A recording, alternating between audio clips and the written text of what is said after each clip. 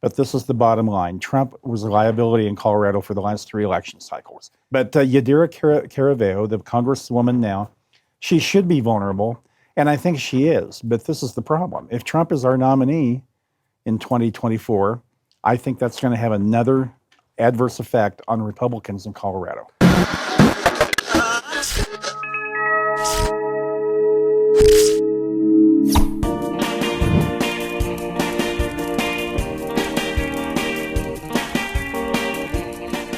Is it possible that in a year there will be no Republican congressman from Colorado?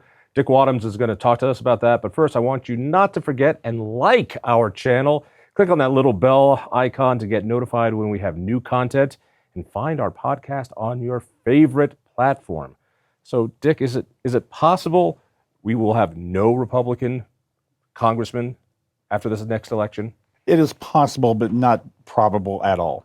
It would take a total meltdown in the 5th Congressional District, which is very strongly Republican, and it would take a total meltdown in the 4th Congressional District as well. The 3rd, now that we could lose that seat. All right, so for those folks who don't have their congressional map out right now, the 3rd is Lauren Boebert's current seat. This is Western Slope. And does it include Pueblo as well? All of Pueblo and the Western Slope. So it's big stuff. Yeah. The 4th is Ken Buck's seat, which goes all the way from the northern border to the southern border, but it's all along the east side of the state. It includes Douglas County. And Douglas County, which, John, interestingly, accounts for about 48% of the district. Really? Yes. Dougco yes. is half of the district. Yes. Gives you an idea how sparsely populated the rural areas are. You know, for 30 years, the 4th District was essentially the Eastern Plains plus Larimer and Weld, Fort Collins and Greeley. And then 10 years ago, Fort Collins got moved into the 2nd Congressional District with Boulder. And then and now most of the Greeley and most of Weld County is in the the newly created 8th Congressional District. So now you have a situation where the 4th District consists of parts of Larimer and Weld, all of the Eastern Plains, and Douglas County. So it's in many ways it's a suburban district almost. And the 5th Congressional District, I usually just say it's Colorado Springs. It's Colorado Springs. It's the metro area around Colorado Springs. Callahan as well. Callahan's in there too. Oh, I'm sorry, I didn't mean to offend anyone from Callahan. There's some small towns in there. Obviously, El Paso is mainly Colorado Springs, but there's some small towns out there. So anyway. Before we get into those 3 that are up for grabs, is the 8th Congressional, the new Congressional, at all competitive? Well, it should be, John. I thought Barb Kirkmeyer would have won that seat if not for a libertarian sucking away a lot of that vote. Well, and also the Trump factor. And listen, I voted twice for Trump. I loved what he accomplished as president, but this is the bottom line. Trump was a liability in Colorado for the last 3 election cycles, and it pulled her down. A lot of people think the Libertarian candidate beat her. I think it was more Trump, to be honest. But Yadira Caraveo, the congresswoman now, she should be vulnerable, and I think she is. But this is the problem. If Trump is our nominee in 2024, I think that's going to have another adverse effect on Republicans in Colorado. All right, before we get into the 3 Republican districts, 4th, 5th, and 3rd. Mm-hmm. All right, let's get this bugaboo off you, all right? You're wrong on this. Everyone tells you you're wrong. All I have to do is read the GOP emails from the state of how bad you are on this. Trump is not a liability for Republican candidates in Colorado. Trump is a positive for Republican candidates. It's only you, Dick Wadhams. You are the only person who believes otherwise. I am. In 2000, and let's just go back to the last 3 election cycles, John. In 2016, Trump lost by 4 points to Hillary Clinton. In 2018, Trump's approval numbers in Colorado were way upside down. He had like approval of 35, disapproval of 55. That took down every Republican candidate in 2018. In 2020, he lost Colorado by 14 points to Joe Biden, which also took down U.S. Senator Cory Gardner, who was running that same year. And then, of course, in 2022, we got smoked again with every Republican candidate for statewide losing again. Once again, the Trump factor. To two things. Yes. And you probably get this. One, they didn't lose. They won. It's just the crooked election system and voting systems. It is the Chinese who have control of the computers. You've just talked to Ron Hanks. He'll explain it to you in detail. True. It's true. Yes, Ron Hanks has exposed the conspiracy. The Chinese came over here and they infiltrated the Dominion voting systems here in Colorado, and they took the Electoral College votes from Donald Trump in Colorado and gave them to Joe Biden. That's what happened here. Yes. On the face of it, Yes. the poll numbers, I'm not even talking about the election numbers. The poll numbers were really clear. Yes. This is not a Trump state. No. This is not going to be a Trump state in 2024. No. And having Trump on the ballot, I don't know how people see it's going to affect any other way. Now, maybe in the rural areas, maybe Yes. in the hardcore Trumpy areas, but in suburban Colorado, the 8th congressional district, perhaps the 4th congressional district, the 3rd, perhaps. I mean, I think this is going to be an issue. So, just to make it clear, you don't buy any of it that Trump won in Colorado. No, and John, I would have given you even odds that had the Colorado that existed before 2011 was still around, where our state was truly a third Republican, a third Democrat, and a third unaffiliated, like it was for decades. Well, you know what? Trump might have beaten Hillary Clinton that year. He might have been more competitive against Biden in 2020. But the problem is that, as you well know, 800,000 people have moved to Colorado since 2011. That's why we got a new congressional district. But the majority of these people who moved here are younger. They're certainly more liberal socially. I still have hope that they are not as liberal on economic and tax issues as you have written about. But right now, all they see is Donald Trump. And if you put Republican in front of them, they see Donald Trump. And that's the thing. The electorate has been so dramatically changed. Now, do I like that? No, but it's the reality.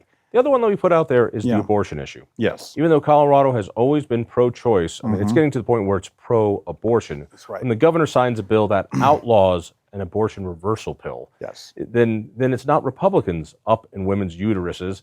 It is Democrats. Yes. They passed a bill that said, for those who don't know, there's a 2-pill process to have a chemical abortion. You can reverse it after the first pill with a counteracting pill. That is illegal in Colorado. You know, that's just bizarre to me. We're now a pro-abortion We really state. are. But we've always been pro-choice. I agree. All right. And with Roe versus Wade being reversed, it has scared everyone, even though in Colorado, it doesn't matter. No. It was legal before, it's legal after, and it's legal now after the reversal Yes. of Roe versus Wade. It doesn't matter, but still it terrifies people. And so they think abortion is up for election. And let me argue, maybe it is when it comes to congressional and federal delegation, because maybe they'll vote for a restriction. Right. It'll be an issue. I do think that, though, in the districts we've been talking about, the 3rd, 4th, and 5th, that abortion doesn't hurt Republicans as much, if at all. I mean, they're very conservative districts, and I think they're kind of separate from that whole abortion debate. I do think that there's a factor of Trump to some extent in those districts. But I mean, think about it. Lauren Boebert in the 3rd district, John, only won by 546 votes in a district that. What did she win the first time around? She won fairly easily. She won like 55-45. Yeah. After she beat Scott Tipton in the primary. She was a fresh face. Yes. She seemed like a real go-getter. People liked her. Oh yeah. You got to hand it to her. I mean, she took on a 10-year incumbent from a guy who was no liberal. I mean, Scott Tipton had a conservative voting record. He was a supporter of President Trump's agenda, and she took him down. He made the mistake of thinking she wasn't really a threat. That's right. And he spent no money. We'll never know if he had actually spent money, if he had been able to pull that out, but who knows. But he set the stage for her to win. And Scott is a good guy. He's a friend of mine from a long time, and I hated to see him go down. She had an opportunity, John, to be a very effective member of Congress. but she got so wrapped up in that national media exposure. And, It's intoxicating. It is. And she became an overnight sensation. But I think when she stood up and yelled at President Biden during the State of the Union address with Marjorie Taylor Greene at her side, I think people were saying, wait a minute, that's no way for our Congresswoman to behave. And then it just steamrolled from there. And I just think that's why all of a sudden a lot of unaffiliated voters and even Republicans didn't vote for her when she ran for re-election in 2022. It seems to me it was a great political move for Boebert to run in the 4th. I think it's not classy, but as a political survival mechanism, it was genius. She was going to lose. I mean, I'm really convinced that she was going to lose to Adam Frisch, who has something like $8 million in the bank. Wow. He became he raised money nationally. I mean, all that money's from outside Colorado. Her numbers were bad. I think she was just a sitting duck if she had stayed in the 3rd. She has now revived her potential of being elected again in the new 4th. But I will tell you, there will be resistance in that district, John, from some other MAGA candidates like Ted Harvey and Richard Holtworth, and they're going to go after her. I tell you, let's go through 3, 4, and 5 Sure. in that You bet. order. You bet. Now that 3 is wide open, she's not in. You have Hurd, but you also have Ron Hanks, the guy you were just making fun of. When it comes to that primary, is it still MAGA country? In other words, is the 3rd, again, this is the Western Slope, is it still a Trumpy place? It was just that she was turning them off, and Ron Hanks is going to excite them about that Trumpiness. Will he be able to win the nomination? I think there's a possibility he could win. Jeff Hurd is When you say win, we're talking about the primary. the primary, the nomination. Do you think he has any shot of winning the general? Oh my God, no. Ron Hanks will not win the 3rd congressional district.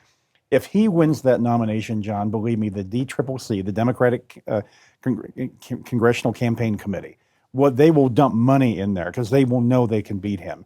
If they didn't like Lauren Boebert, they will not like Ron Hanks. Why not? He doesn't have her charm, that's for sure. I mean, at least Boebert has a very dynamic personality. Ron Hanks has no personality. He just, and on top of it, he's even more extreme than she is in terms of, in fact, it's not so much Boebert is extreme, it's that her behavior is just so erratic at times. And I don't think people like that. And then, of course, but let's remember, Ron Hanks announced his U.S. senatorial run by taking his AR-15, I think it was an AR-15, to a photocopier that he put the words Dominion on. Yes. Which gives you an idea of what is important to him. And I mean, John, I think, I bet you suburban women across Colorado said, boy, that's the guy I want to support. Oh, my Lord. So, no, I do not think he could win the general election in the 3rd.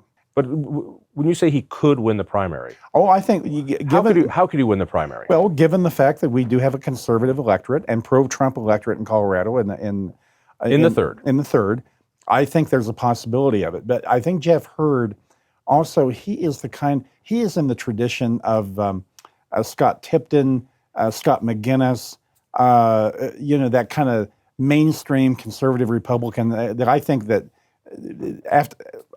that's what he is. He known in that district? No. McGinnis was known. Right. Tipton was known. They were involved in local politics. They were state legislators before. Yeah. No, Jeff is not well known, but he raised $400,000 in just 6 weeks when he got in this thing.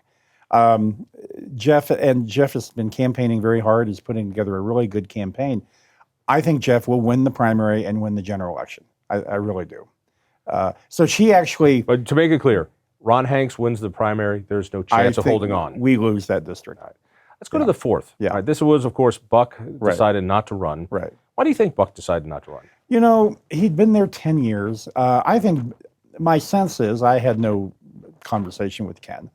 I think he was just ready to move on. I think he also was being dangled potential of a big media contract. Yeah. He started showing up on CNN and MSNBC as kind of the token Republican commentator. And he's good at it. And he's good at it. Actually, Ken is good at it. And frankly, I have a feeling when we get done with his term later in 2024, Ken will probably get that contract, and good for him. I mean, he should, no. yeah. Although you have to take a nod to a guy who wrote a book about draining the swamp, Yes. becoming a commentator in Washington. Isn't that ironic? Yeah. And I think also Ken, he got way out. I agreed with him about January 6th and the stolen election stuff, and he said it's stupid, it's not real, and I think a lot of Republicans who do believe that stuff turned against him. So it was time for him There's to almost move a on. cancel culture going on. Yes, I mean, we talk about the yes. left canceling, Yes. but there's also a right-wing cancel culture. No doubt. That if you say, no, I don't think Trump won the election. By the way, I don't think Trump won the election. I don't. I think there's a lot of funny business. I think he could have picked up maybe he did pick up Pennsylvania, maybe he did pick up Michigan. I don't know. But in aggregate, there's no way he could have picked up legitimately won enough for the Senate. No. But to say there was no fraud is ridiculous. Well, I never have thought there was fraud, systemic fraud. What I do think is that with COVID, there were a lot of changes made to voting procedures in some of those states. Democrats took advantage of it. My only question, John, is why didn't Republicans?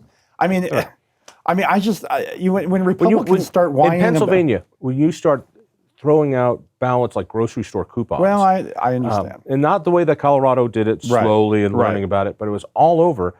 There's the potential for abuse is high. Republicans don't like ballot harvesting. They think it's a naughty, terrible, perverse word, when all it means is going to people you know are going to vote your way if only they vote, and knocking on their door until they get that ballot. And now all of a sudden, the big mantra of Republicans nationally is we need to ballot harvest. Well, gee, why didn't we do that? I mean, it's just, there's nothing more disconcerting to me than Republicans who whine about Democrats out doing us on the field. Yeah, that's all it is. That's all it is. And there's nothing they do that Republicans can't do for half the price because and I'll give you, this is going to be patting myself on the back, but I'm going to. In 2008, the Obama campaign came in here and they did a magnificent job on the ground. It was incredible. 2 years later, in 2010, John, we retooled our Get Out the Vote effort, worked with the Republican National Committee. We were well funded. 2 years later, guess what happened? We got 106,000 more Republicans than Democrats to vote in 2010. In other words, we didn't sit around and whine about the Obama campaign. We actually did something about it. And frankly, in 2014, under Ryan Call, they got 110,000 more Republicans. So in other words, Republicans can do this if we quit whining. It costs. It does. It costs, and it's not sexy. It's eating your vegetables. Mm-hmm. All right. Getting back to the fourth. Okay. Now, Ken blasts it wide open. A friend of mine, Deb Flora, is one of the first to plant her flag. I think she did an incredible job running for U.S. Senate. She did. As a last-minute candidate. I was surprised how hard she worked. I was surprised how much money she raised and how she really got in there to fight. I think she, I'll show my card. She's a friend of mine, and I think she'd be a superb congresswoman. But then, apparently everybody is running. This is before Boebert even did it. Can you list off? I can't. Mike Lynch is Mike running. Lynch, the House Minority Leader. Ted Harvey. Ted Harvey, the former state senator from Douglas County. Jerry Sonnenberg, the former state senator, now a Logan County commissioner from Sterling. Richard Holtorf from Washington County. He's a state representative. Who am I missing? I think that's it. You're missing about 20, I'm sure. Well, there are some really marginal candidates. There's one nutbag who's yeah. But those are the main candidates. And the thing about it is, John, none of them have the ability to clear the field. They all have their strengths and weaknesses. They all have their constituencies. But this thing is truly wide open in the fourth. Deb Flora being from Douglas County is a real plus. Yes. I think that being the population center. What does it mean with Boebert in? Boebert comes in with how much money already in her pocketbook? $1.3 million. Yeah. I mean, that's a big deal because nobody else is going to have $1.3 million. Or the name recognition. Or the name ID. She's one of those rare members of Congress that probably has 90% name ID across the state, because of all the attention. I will tell you that there are two other candidates who I would describe as MAGA candidates, MAGA Trump candidates, Ted Harvey and Richard Holtorf. And they have been most vocal of criticizing Boebert. for her to switch to the 4th. I think they will really start going after her and try to cut her up. So instead of one MAGA candidate, yes, there are three. Three, yes. 2 guys and Boebert. And Boebert, yes. And then you got Lynch. That just makes for wild arithmetic in my mind. It does. It's and you're right. I think that Deborah Flora, coming from Douglas County, I mean, Ted Harvey's going to have his corner at Douglas, but Deb's challenge is to try to really do well in her home county, but be able to still get some votes on the Eastern Plains and in Weld and Larimer.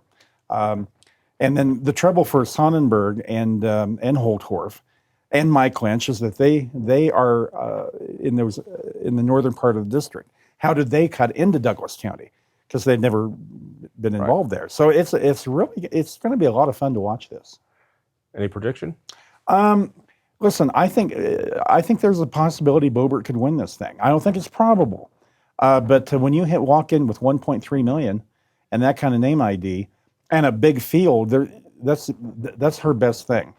Is there any D running there that has a shot? Oh, there's a guy by the name of Ike McCorkle who I think ran against Buck, but he got, I don't know, 38% or something. Ike McCorkle? Yeah. That is just a great name. Isn't it great? That's a great name. And then, surprise of surprise, because there's just not enough silliness, Lamborn, who has fought and fought and fought to keep his seat from Republican challengers. Yes. Every 2 years, the man seems to be running for his life, and he always wins the primary and goes in. And I've always liked Doug. I knew him from when he was a state legislator. Sure. He's a nice guy, but how to put this? He's not what you call a ball of fire. And so he's not Tom Tancredo. He's not Boebert. He's not a guy who I think takes advantage of how safe that seat is. What is ironic, though, John, I think Lamborn had kind of really turned into a pretty effective congressman the last couple of terms.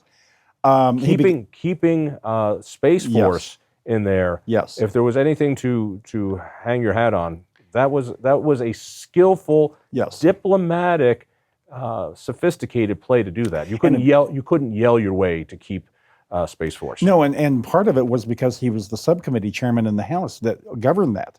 And I think Congressman Lamborn really did himself proud the way he did, and he worked with the 2 Democratic senators. And I will tell you that in many ways he hit his peak these last 2 years. I have not talked to him. I cannot help but think that Doug looked at what's going to happen in 2024, and there's a good chance Democrats will win the House, will win the Senate, Democrats will take the House, and him thinking, I won't have my subcommittee chairmanship anymore. This is the time to leave. I don't know if that's the case or not. Right. But he's been there 18 years. He's got grandkids. I mean, I think a lot of these members of Congress sometimes they just want to go home. And there's a fine little pension for you waiting when you do. Yes, there is. It's to say you're a citizen legislator. No, you're there for a few years. No. Life is pretty juicy afterwards. And by the way, John, he won all those primaries you alluded to because he did have a loyal base. Because there's been a very dependable pro-gun, pro-life vote. He's been a consistent vote. He has. On most everything. He just doesn't swell the hearts of his constituents. Right. All right, so now you got this thing open. Why do I have a feeling if Boebert thought she had a better shot there, she'd just jump on over? People have said that. Really? People have said that if she had known that Doug was going to step aside, that she might have just ran in the 5th district rather than the 4th. Now, would that have been better for her? I don't know, but some people have speculated that. Yeah. Well, that's fascinating. Yeah. All right, so now this has been so recent that I'm the kind of guy that gets phone calls from people going, think I might want to run. And I go, that's fascinating. And, they like an endorsement or I was like, talk to my buddy Dick. He understands candidate races more than I. Who's announced and who's looking? Well, we'll start with Dave Williams, the current Republican state chairman, who announced he was going to run for the 5th. He lives in Colorado Springs. He was a state legislator from there. But he also announced that he would be staying as state chairman, which is kind of reprehensible in my opinion. I mean, I think back to Bob Beaupre in 2002 when the 7th District was created. Bob was Republican state chairman, and he decided to run for the 7th Congressional District. He resigned because that's the right thing to do. Oh no, Dave Williams is going to keep his little power base there at the state party and run for 5th District. It defies every bylaw of neutrality. What you were the chairman. Yeah. Is there something in there that says the party, the Yes. GOP of Colorado, will not endorse in primaries? Yes. Neutrality, there is that provision, and there's a long history of it too, John. I was thinking the other day, the Colorado Republican State Central Committee, and by the way, that's in state statute. That's not the people have said it sounds socialistic, but that's Right. that's the state statute. It was created 100 years ago, more than 100 years ago, when our caucus assembly process was created. I'm kind of a history nerd about Colorado politics. I honestly cannot cite any other time a state chairman has decided to betray neutrality like Dave Williams is right now. It is truly reprehensible and laughable. Well, I will make sure the state party stays neutral in this 5th District primary. That I'm running it. That I'm running in, and that I use state party resources to announce my candidacy. How did he use those resources? He put out an email on me off the state party email account With the header? with state party. Yeah, exactly. And using I mean, that was probably the least egregious thing he's going to end up doing before this is over. But it's just unsavory what he's doing right now. So There's 2 ways to get on the ballot. Mhm. You go through the caucuses, Mhm. and you and I have done enough work on caucuses. Oh, yeah. And that you go that Tuesday and whatever Yeah. it is, and then Yeah. you get to be your precinct chair, and then you Right. might be assigned to either the county or the state or the Yeah. congressional assemblies, and then people vote there, and then you're on the ballot. Yeah. Or you petition on. Mhm. I had no idea until you told me just recently that the Colorado GOP passed a new policy that they will endorse whoever went through the caucuses.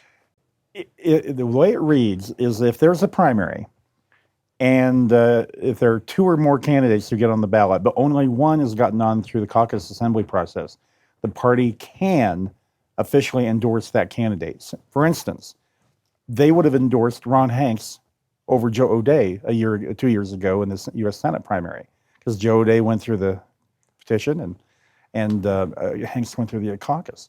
When I heard that the committee passed that bylaw change, and now I think there's a reasonable possibility that Dave Williams could end up as the only candidate who goes through the caucus process. Well, you think about Yeah. the caucus process. The caucus process was the beginning of what put him in as Yes. chairman. Yes. So the system that voted him in as chairman Yes. would certainly in the assembly vote for him to be Yes. the nominee to be on the ballot.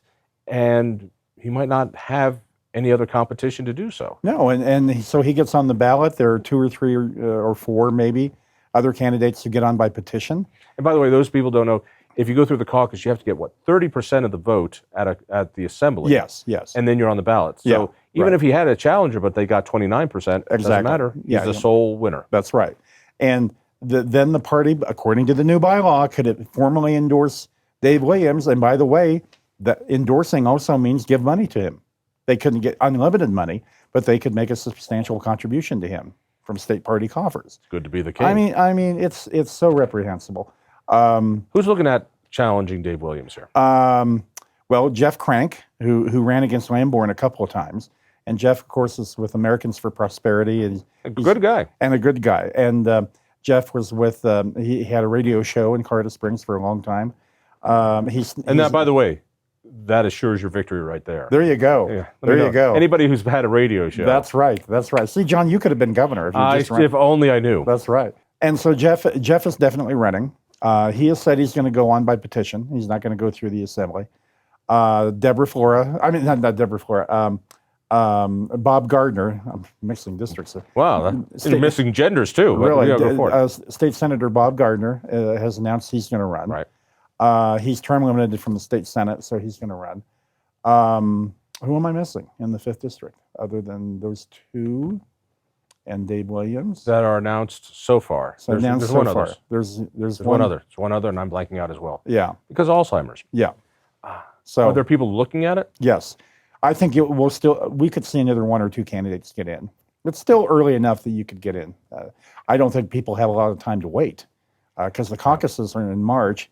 And by the way, I think today was the first day people could circulate petitions, and you have 60 days. So if you're going to get on by petition, you better get in and get going. And get going. Yes. Fascinating. Yeah. Safe seat though. Very safe. It's not as safe as the 4th, but it's much safer than the 3rd. If Williams gets the nomination, is he distasteful enough to people in Colorado Springs that he could lose? You know, John, El Paso County is kind of interesting right now. You know, they just elected an unaffiliated candidate for mayor who defeated a really strong Republican, Wayne Williams. Right. But Wayne Williams was seen as soft. Yes. Not hardcore Trumpy. Right. But Donald Trump only carried El Paso County by 52% in 2020. Joe O'Dea only carried El Paso by 52%. Now, let me tell you, having run a couple of statewide campaigns, if you can't carry El Paso into the mid-60s, you cannot win. As a Republican, you cannot win statewide. So something is going on in El Paso County, and they've had a lot of new people move there. So I'm not sure it's competitive, and yet those numbers. Remember when they used to say, you have to win in Jeffco. Yes. And then it became impossible for a conservative to win in Jeffco. Yes. You have to win in Arapahoe, and now it's impossible.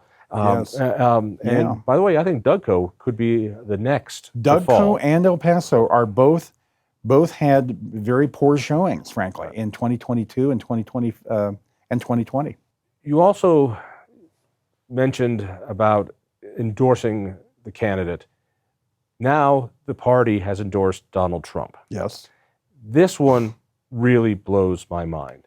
And as a guy who might well vote for Donald Trump in the general, it just seems like, wait a second, I need to know that the party isn't putting a foot on a scale here, that there are other candidates running for the Republican nomination, at least as we tape this, and I might want to vote for one of them instead. But the party has taken a choice. As if after the primary, and Trump wins, which I think is pretty likely, you're not going to need those votes that you just turned off. That's right. So those people who support Nikki Haley or DeSantis, like, what a middle finger to these people that you're going to need. It is as if the Colorado Republican Party believes you can win by subtraction. There's no doubt. And politics is all about coalition building, getting people who don't really like you that much to vote for you because of whatever reason. It's that little bit in the middle. And it seems as though the Colorado Republican Party has a purity test going on. And if you're not faithful to Trump, if you don't believe in a stolen election, then you're not pure and you're out. And honestly, John, there was no reason to do it. He's going to carry Colorado. Why do that? But what makes it even more... He's going to call in the primary. There's no way Trump is... Yeah. There's no way Trump is doing this in the general. No, but what makes it even more reprehensible, a word I've been using throughout this program, is that the state of Colorado election law allows the political parties to determine who goes on the presidential primary ballot. It also allows them to charge candidates if they want to. And the Colorado Republican Party under Dave Williams has been, in my opinion, politically extorting presidential candidates by asking $40,000 to be put on the presidential ballot. Well, some candidates like Vivek Ramaswamy, the governor of North Dakota, they're both out of the race. They actually gave the party $40,000. Or I guess the guy from North Dakota gave 20 and said he would come up with the rest or whatever. My point being this. What a great way to fund the party. Now you've got guys from outside of Colorado giving money to presidential candidates. Yes. Isn't this a clever way to raise money? I think it's an unethical way to Why raise so? money, because I do not think we should charge candidates to make the ballot. Now, to be put on the ballot, it's just so foreign to me, John. And by the way, the governor of North Dakota asked the party for his money back, and they said no. It was not refundable. So Nikki Haley has given her 40, as has DeSantis. Well, they're not. I agree with you. I think Trump is probably going to be the nominee. They're going to be pulling out probably before the March 5th primary. I wish that was not the case. I wish this process would go much deeper into the calendar. But they're going to. So the party has endorsed Donald Trump, rubbed their face in this endorsement of Trump, and they're not going to get their money back. I think it is. The only word I have for the way the party is being run right now is totally sleazy. There is no other word to use. It is sleazy, the way they politically extort money from presidential candidates, the way they endorse and violate the whole neutrality tradition and bylaw candidates, the way they are obsessed with banning unaffiliated voters from voting in our Republican primary. That's a great way to attract unaffiliated voters, telling them after 3 election cycles, we want to ban you from voting in our primary. And as you said, they are obsessed with subtraction, and they do it in a very sleazy way. And that's the essence of the Colorado Republican Party right now. You seem to take this personally. You were the chairman. I was the chairman. You care about the Republican Party. I did not like when they allowed unaffiliateds to vote in primaries. Legitimate, yeah. But I became an unaffiliated. Yes. I did it live on the air. I remember saying, all you have to do is do this. Why? Because I live in Boulder. There are no Republican primaries. Now I can vote in either one. Yes. It has given me an opportunity to exercise more authority than less. That being said, it is bizarre. And I believe the party is irrelevant. What I mean by this getting is there, yeah. that something else is going to have to grow out of this. I agree. Once this withdrawal goes through, it's like an addict having to go through withdrawal. It's painful. It's ugly, Yes. and Republicans are just going to keep losing and losing if they keep doing subtraction. Yes. And after that, then comes the possibility either to rebuild the party or to be what I think is possible, a post-partisan area where in metro suburban areas you're going to see unaffiliateds perhaps winning. And I think Colorado could be a leader in that. Let's talk a little bit about the presidential part of this. It's bizarre to me and sad, I think, that here it is, 10 months before the election? Yeah, 10 months before the election. Yes. And it might be sewn up already. So we've had one caucus in Iowa. Yes. And we're going to have the New Hampshire on Tuesday. On Tuesday. Yeah. And then a couple, and then it's gone. It's like, what about the rest of the freaking country? Don't we have a say in this? Right. Why is it that whoever wins early in these states gets to decide? Yeah. Don't we count here in Colorado? Not really. I mean, we've had nomination fights that have gone the distance. I mean, Obama, Clinton certainly went to the very last primary. You look at Reagan, Ford back in '76. I mean, that thing was a knockdown, drag out to that went to the convention. That was the last national convention that was truly in doubt. Really? I don't remember it going to the convention. Oh, it did. Yes. In fact, Ford had a very... And he was still president. He was president. Governor Reagan was a former governor. And Ford had a very small lead, but not 51% or not a majority. And it was not decided until the national convention. I went to that convention. I'm just showing my age. But I'll tell you that it was electric, John. It's too bad you'll never see another one like it because the nomination gets determined through it. But that was exciting. It was fun. It really Wasn't that the same thing with JFK? Didn't it go down to the convention? No. Not JFK, but there was I think the last Democratic convention that went the distance was, a competitive convention was back in the 40s, I think. But anyway. That'd be fun. Oh, it was cool. It really was. And I'm going off into history, but I'll tell you, to be in that hall, President Ford gave the speech of his life that night Really? when he accepted. But after he got done, and it was very well received, he waved Reagan to do the unity Right. thing on the platform. And Reagan got up there and he gave a speech that was unbelievable. And everybody in Really? that hallway said, Ford might be our nominee, but regardless of what happens in 76, 1980 is Reagan's year. I mean, everybody felt it. And that's what happened. That's amazing. Yeah. All right. So Yeah. Trump seems to be on the path for a Yes. nomination. Yes. I still hold out hope that something could happen. Yeah. That Nikki Haley and DeSantis get I together know. and go, this is nuts. I know. Let's figure out a ticket between the two of us and see what happens. Yeah. I think that's the only hope. I mean, voters still have a say in it. At this point, you and I chatted about this. At this point, if this is a rematch between Biden and Trump, I think Trump wins.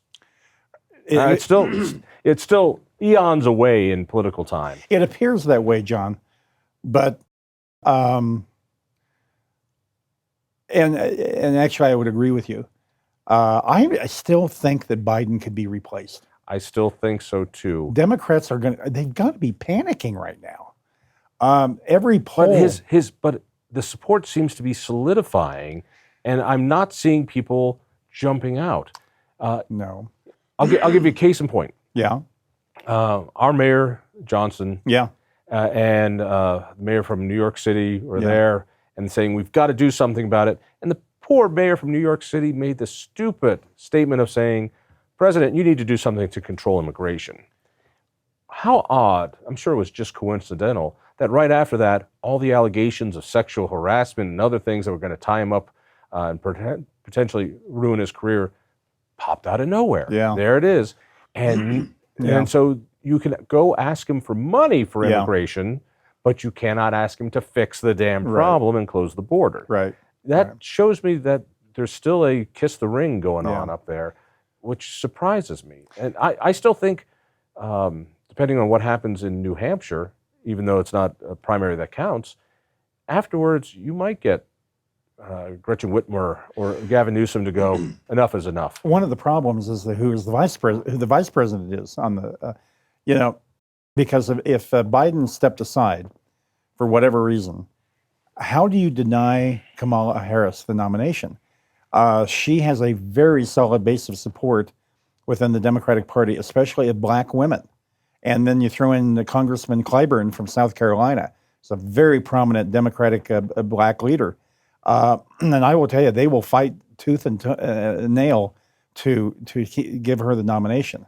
Is it like these people can't read polls? I know, no, she's more unpopular than Biden. Right. But there is an allegiance to her as the first black woman to be vice president of the United States.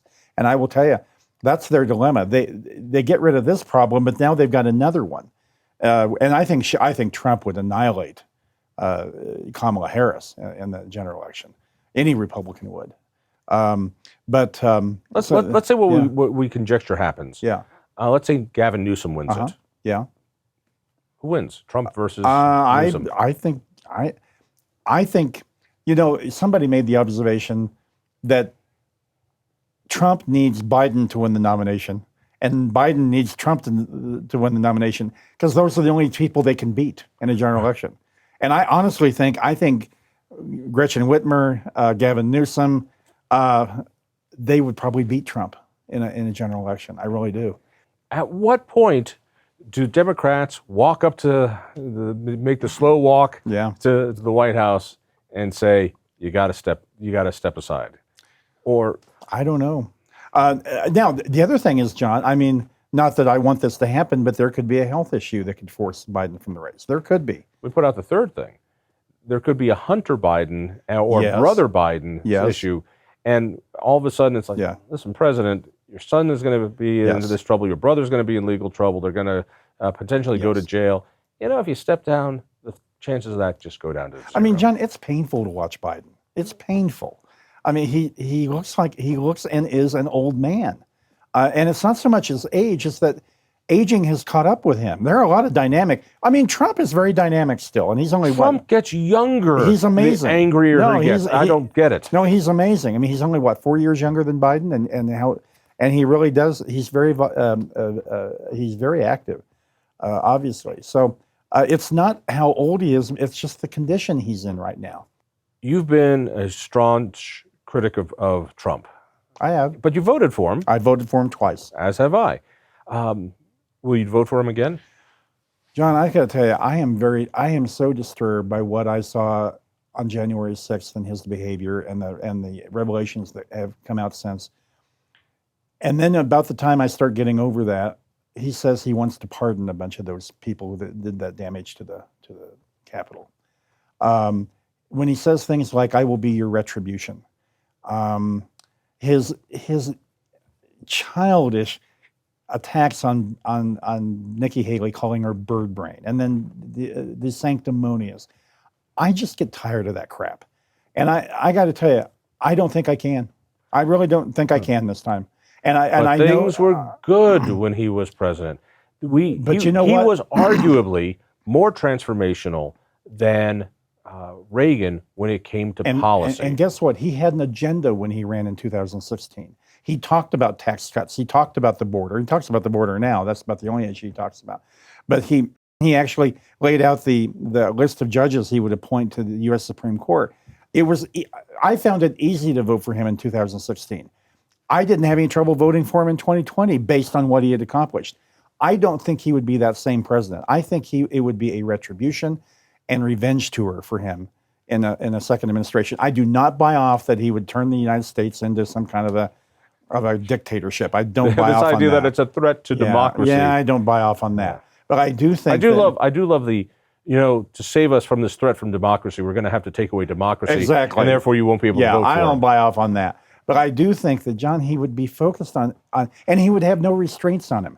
He can't run for re-election if he wins the seat again, wins the presidency. He's going to become a dictator, so that's yeah, exactly, yeah. But that's the thing. He would have no restraints. He would not surround himself with.